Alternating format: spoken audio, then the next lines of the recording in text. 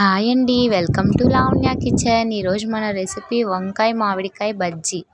Easy and టేస్టీగా 5 మినిట్స్లో ఎలా రెడీ చేసుకోవాలో చూసేద్దాం రండి.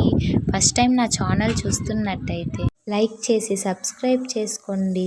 ముందుగా ఒక కుక్కర్ని తీసుకొని అందులోకి ఎర్రగడ్డ, టమోటా వేసేసి ఒక మామిడికాయ తీసుకొని దాని తోలంతా బాగా తీసేసి ఈ విధంగా కట్ చేసి వేసుకోండి. ఈ విధంగా వేసుకునేసిన తర్వాత ఇందులోకి వంకాయ, ఉప్పు, పసుపు,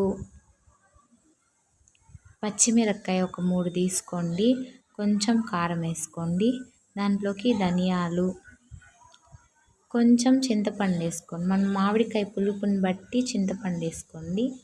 వేసుకునేసి 1.5 గ్లాస్ నీళ్ళు పోసుకొని 3 విజిల్ రానివ్వండి. 3 విజిల్ వచ్చిన తర్వాత తీసుకొని బాగా పామేయండి. ఈ విధంగా పామేసిన తర్వాత